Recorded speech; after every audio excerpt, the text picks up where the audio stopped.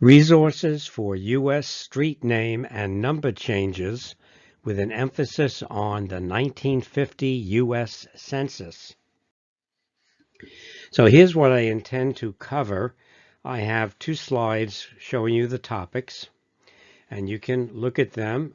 Before we go to a section, you will see a title of the section. So these are the first 4 topics.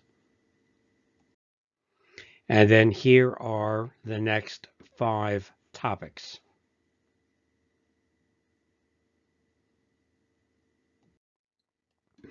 So why do cities change street names and address numbers? These evolve over time. Most cities, if you went back, 50 years, 70 years before today, you would see some streets that have very different names. So there are a number of possible reasons. I came up with a couple of them. I'm going to show you 2 slides on this. There are geopolitical reasons. A street may go between 2 cities. The cities want that street to have a different name in each city. In some communities, streets have grown together. In other words, there was a gap between 2 streets with different names. When they were connected, they had to change the name. Emergency services would be simpler to simplify things, would be to have a uniform street process. There may be some sort of system that a city has decided on to name their streets, and some of them are non-conforming, so they change them. And then a number of cities went to numerical street names. I think that's kind of sad because seeing the actual names of streets rather than numbers gives a city a little bit of personality. There are cultural reasons to change names. There is a move today to try and eliminate street names that refer to Confederates in the Civil War. There are street names that I've seen a lot of them that are offensive or derogatory names. Some streets may be associated with some sort of tragedy that occurred afterwards, and you want to change the name. You want to honor famous people, and maybe the community has changed its ethnic component, and the people there want to have streets representing themselves more. So there are a number of different possibilities. Where would you go to find a list of street names in various cities? Well, there's one website, and that's the stevemorse.org website that I am associated with, that I keep track as much as I can of street name lists that are on the internet. And we've also generated our own lists as well due to our census research. And we have over 260 locations in that website. And so I want to show you how to use it and where it is, and we'll do that next. Okay, so I'm doing this in real time, a screen capture program. I have put up here stevemorse.org. It takes me to the one-step web pages by Stephen P. Morse. We have here the different sections, and we can also scroll up and down. What we want to do is to get to the U.S. Census section. So here's a U.S. Census section. The important tool is the Unified tool. That's going to help you find the enumeration district number for the 1950 census. But what we want to do is come down here, and we want to, and let me see if I can increase the size of this. We want to click on this Change Street Names. And if we click on that, we then see a whole bunch of different names of cities in the United States. Some of these are links to web pages that are online. Others are links to our own work in producing name change tables. And you can just see how many there are here, and that's what we offer. Okay, so let's get out of here.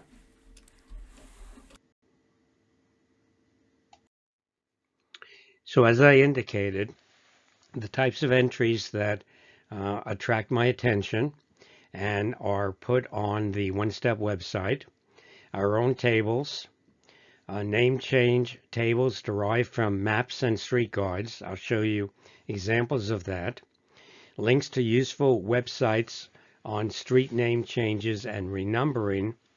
And then there are links to articles on city street names, historical looks, if I think that there's anything there that talks about name changing and house numbers. So why should you be interested in researching street name changes? And from my perspective, my bias, it's to find residents on previous censuses. Obviously, if you're a cartographer, you want to keep your maps up to date. And anytime there's a street name change, you'd have to change your map. But I'm more interested in looking toward the past. And so the 1950 U.S. Census is going to become public on April 1st, 2022. And there are two ways of searching that census: by name index, but there won't be a name index when it first opens, or by locational tools, and especially ED locational tools. So let's find out what an ED is. So here is a look at Chicago, 1950. There are a number of separate maps in Chicago for that census. And as you can see here, that there are numbers like 4202, 4212, etc. Those numbers are actually preceded by 103-, which is the prefix for Chicago. And the trick is going to be for you to go from an address to one of those numbers,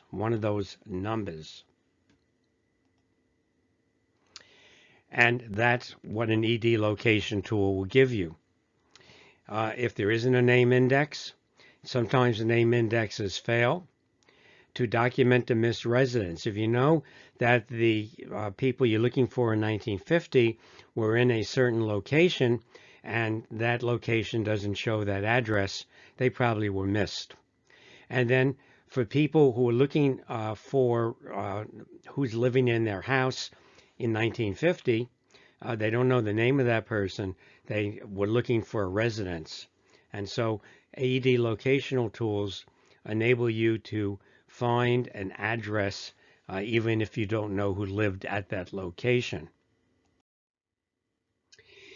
The One Step website that I'm associated with is the place to go to find ED numbers from locations.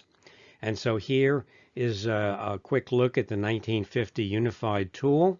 I've randomly chosen Glen Cove City in New York State.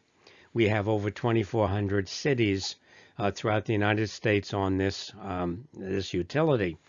And what you need to do is to narrow the number of enumeration districts, and that was 30-1, 30-2, and you do that by going to a street index and then finding the streets on the block that has your residence and narrow down the number of EDs.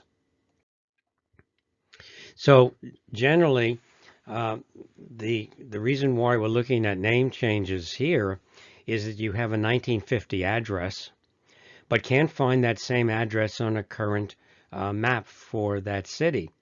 Why isn't it there? Well, it may be there, but the street name has been renamed. And therefore, it's important for you to know what that 1950 address was, and hopefully that the one-step index will show that address. Another large number of people are interested in who lived in your house, let's say in 1950, and there'll be a number going to the one-step website, putting in their address, their 2021 address, hoping that they can see it in 1950. And they may have trouble if streets have been renamed. So in that situation, you have a current address and want to find it on some past census or map, but the street name doesn't show in that year's census map. At least you have where that house is today in respect to other streets in the area, and that gives you some clues as to where it might be in 1950. So I want to talk to you about Census Bureau maps. This is one of my favorite maps. It's actually readable. It's apparent that the glue that was used to glue the map down onto the underlining page has leaked through the paper. Those maps are available today because the National Archives put those Census Bureau maps, over 8,000 of them, on their catalog. It's online, so you can go right now and see those maps. And the maps include 1950 county maps and maps of cities with 5 or more EDs. These are enumeration district maps like Chicago I showed you. We have actually on the One Step site created our own maps when we found missing gaps in the record at the National Archives. Now you should know that the Census Bureau did not do their own field mapping. Instead, they relied on public agency maps. And those maps are quite different in many cases from your usual map you're used to. They may have a lot of problems with them. And it's those maps that we transcribed that the one-step unified ED finder tool is based upon. The quality of those maps can determine the quality and resolution of our tools. So if we look at these maps, and if you use these maps, the first thing you should do is find out what's the date of the map. So here's a city called Fairfield in Alabama.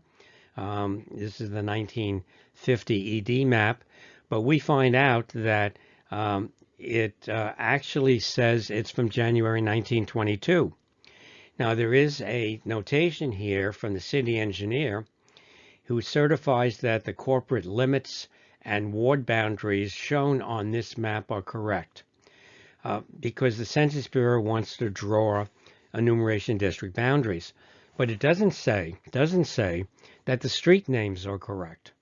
So this map is from 1922 for a 1950 census. Brawley, for instance, in California. And we look at this here, and we find out that this is dated 1932. It's in the official map of the city of Brawley, a community of about 12,000 people in 1950. So street names do change over time. They certainly do change. In some cases, it's easy to tell what happened. Here is a community of about 11,000 people in 1950. They went to a numeric system. But it turns out that if you looked at the enumeration district map, it was all names of Holmes or Dunlap or Michigan, etc. But we know where that 1950 location is on this older map. So one way of finding this out would be to make a comparison between the maps. On the other hand, we could have done that ourselves, but we found that there was online a old versus new table of the changing names for this particular Michigan city. So this is one of the things you might want to see when you're dealing with something like that. Sometimes we will see, and I have a large map collection, that on the maps we will see that it will tell you the old and new names. That's one of the things that I'm looking for. Let's look at the city of St. Paul 1950 map. Now, initially you might think, uh-oh, that we're going to be in trouble here because the map was a 1921 map for the 1950 census. It was redrawn in 1934. But then on another part of this map, we find out it was corrected to 1945. The interesting part of this map, it's really a neat map, is that if you look at this closely, let's look at 209, for instance, and remember that there's going to be a prefix in front of each of these, that Midway is crossed out. Midway is an old name, and East Baker is put in instead. And so if we look at 208, that street, Augusta, has been crossed out, and Baker is the new name. It's probably West Baker. So here we have a kind of Rosetta Stone that is just ripe to make a table of old versus new names for, and I've done that for St. Paul. The problem is that this is, let's say, a 1946 rendition. Maybe East Baker was further changed between the late 1940s and 2021 and might have a different name. So you have to take care of that. Not only do streets change names over time, but a lot of cities go through a renumbering of the houses on those streets. So let's take a look at that. For instance, Queens, my example here, Queens was a series of small communities that grew together, and a street could change its name every couple of blocks. So there was a massive renaming and renumbering of streets in the 1910s and 1920s in Queens, New York, part of the city of New York. And luckily, I had this book in my collection. This is from I think it shows 1928 edition of the Red Book. It says Harris Avenue was changed to 43rd, and there's 43rd now. And so now what you can do is you can compare Vernon. So 42 Harris Avenue is equal to 801 43rd, because they're both, Vernon was the cross street. And so here, not only was there a name change, but there was also a renumbering. Very valuable. And a lot of cities do have resources to see these renumbering equivalents. And on our resource on the One Step website, if you went to Queens, you would see tables of old name to new name to old name, also links to various areas here. And so here we would show you not only the old name to the new name, but the area of Queens that was affected by that. Lots of information there. Also a lot of work to put together something like that.